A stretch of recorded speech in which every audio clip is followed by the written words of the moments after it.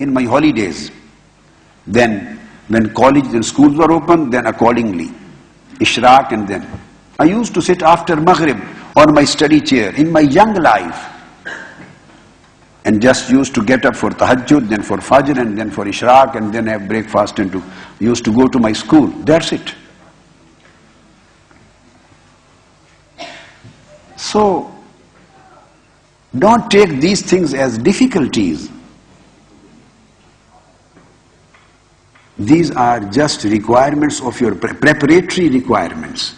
These are essential requirements to prepare for some good thing. Look at the life of every prophet, every wali, where Sayyidina Yusuf al-Islam was thrown. Then he was imprisoned for 9 years, and finally he received the place where he was supposed to go.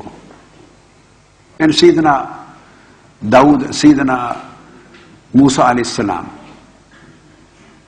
and Sayyidina Ibrahim alayhi salam, from country to country, city to city. What happened to other prophets? Sayyidina Zakaria alayhi salam, Sayyidina Yahya alayhi salam. What happened to Sayyidina Nuh alayhi salam? So the whole life is full of mihna, riyada and hijrah. And all awliya. Sayyidina Imam Abu Hasan al-Shazili, thrown out from his city, spent life years in the sea, and there he got the revelation, spiritual revelation. Hizbul Bahr. Look at Imam Bayezid al-Bistami, thrown out of his city. Imam Ghazali, given a big verdict against him, and he was put in problems. Imam Ahmad bin Hanbal in prison. Imam Azam Abu Hanifa in prison. They got punishments. They were given the punishment of stripes. Imam Ahmad bin Hanbal. And all great awliya of that time. So try to change your life and try to love difficulties. Try to love inconveniences.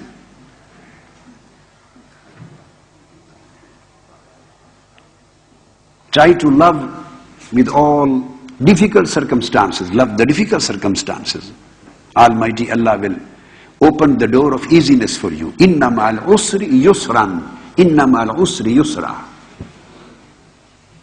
The door of easiness opens only after you pass through the door of hardship.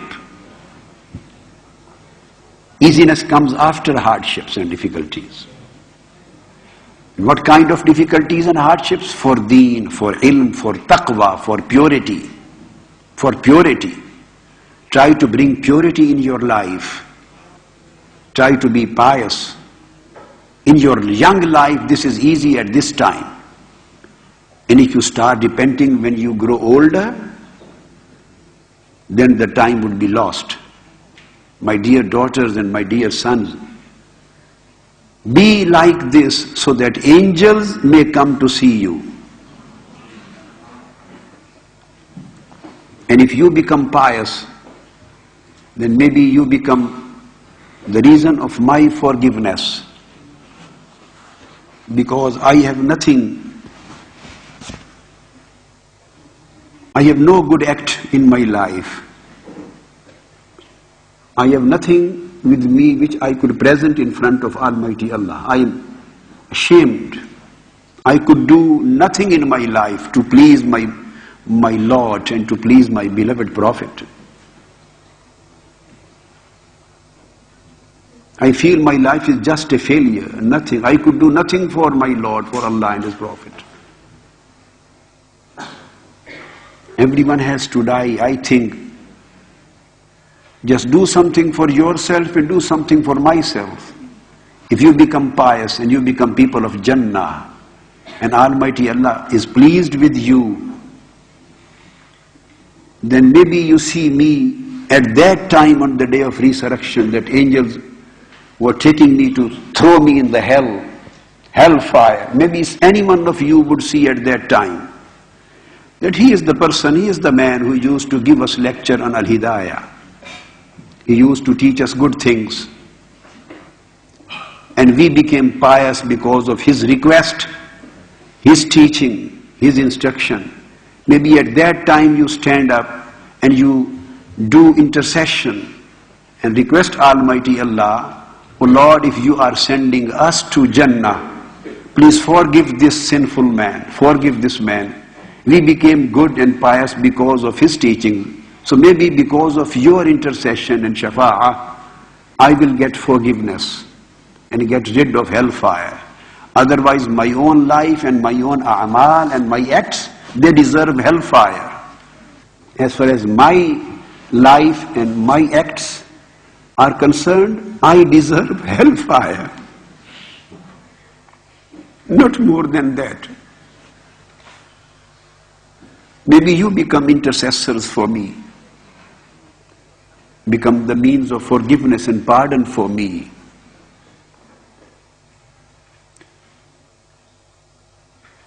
Just coming here, sitting, listening to me, getting the lecture notes, going back without any practical and real change in life will make me more shameful. I will think as if there is no effect in my preaching, in my words. I couldn't change you.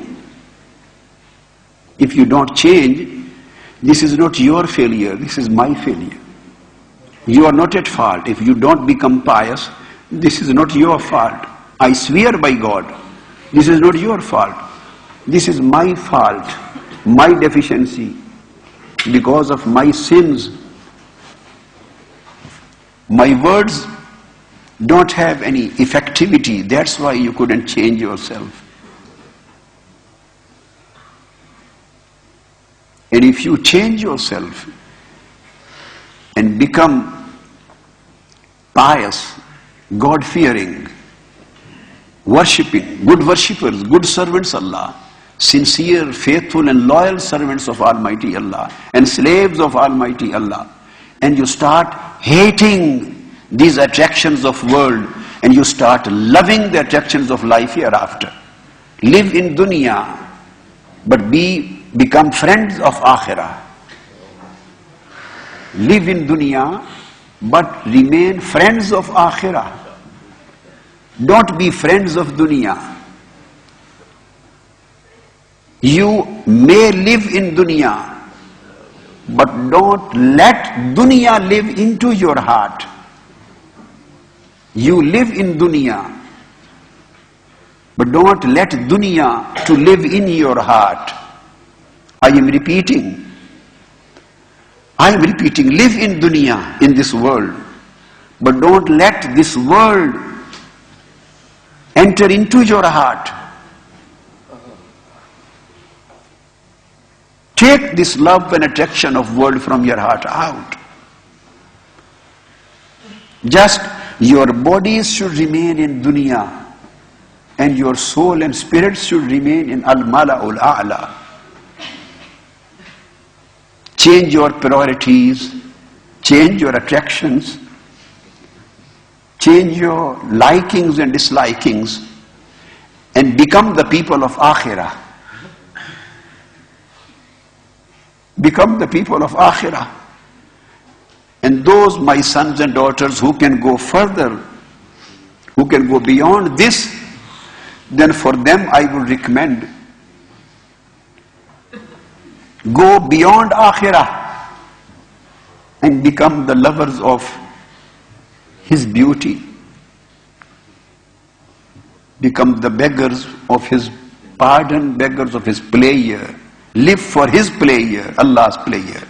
Live for his nearness. If you live for him, if you live for him, you love him, you live for him, your all likings, your all priorities, your all acts, everything is just for him and towards him.